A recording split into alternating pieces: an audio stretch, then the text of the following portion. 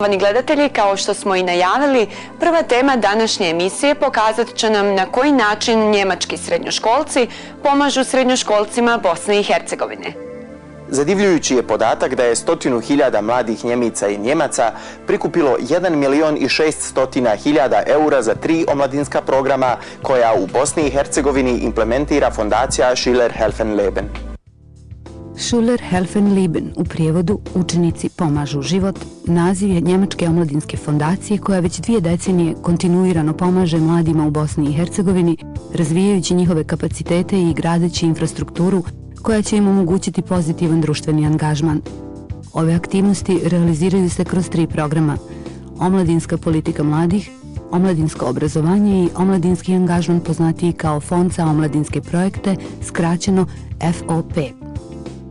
U sklopu 3. programa, fondacija je minule sedmice u Sarajevu organizirala dvodnevni SHL event s ciljem da, kroz druženje i zajednički rad, mladi iz cijele Bosne i Hercegovine zajedno definiraju najaktualnije probleme i njihove potrebe, te da predlože rješenja na osnovu kojih će biti kreirane kampanje SHL-a u saradnji sa mladima u 2013. godini.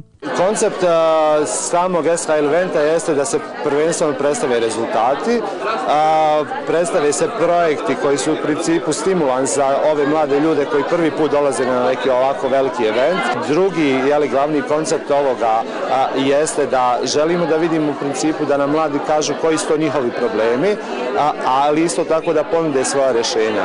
I upravo juče su definisali te probleme, a danas nude, vjerujte, kreativna rješenja na onim segmentima na onim problemima koji su realno rješivi. Neadekvatno informiranje mladih, loša mobilnost, niska svijest o neformalnoj edukaciji, odsustvo omladinskog aktivizma i nizak stepen učešća u procesu donošenja odluka na lokalnom nivou ključni su problemi koje je nakon dvodnevnog rada u grupama definiralo više od 100 predstavnica i predstavnika omladinskih projekata.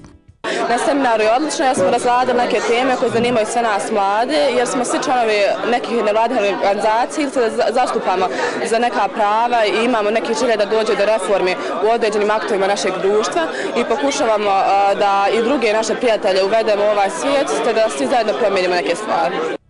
Kako bi se prevazišla pasivnost i nedostatak vještina, znanja i motiva za rješavanje problema, mladi su zajedno razradili ideje koje bi doprinijele snažnijim omladinskom aktivizmu.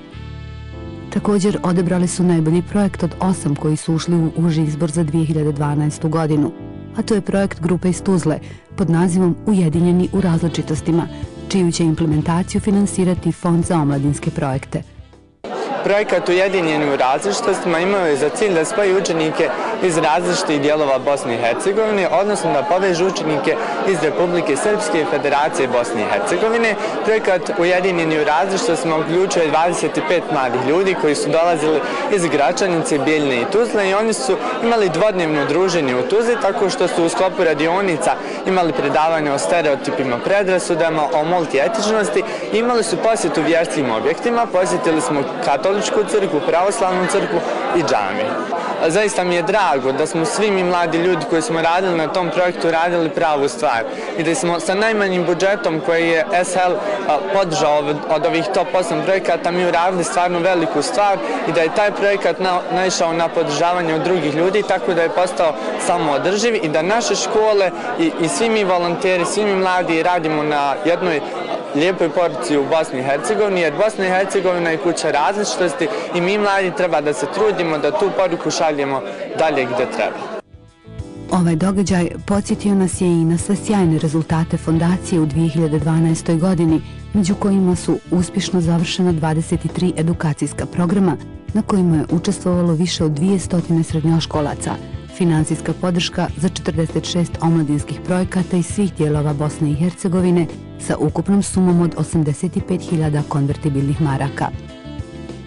Fondacija SHL se obavezala da će u saradnji sa mladima i u 2013. godini realizirati najbolje od predstavljenih ideja kako bi doprinijeli boljoj budućnosti bosansko-hercegovačke mladeži.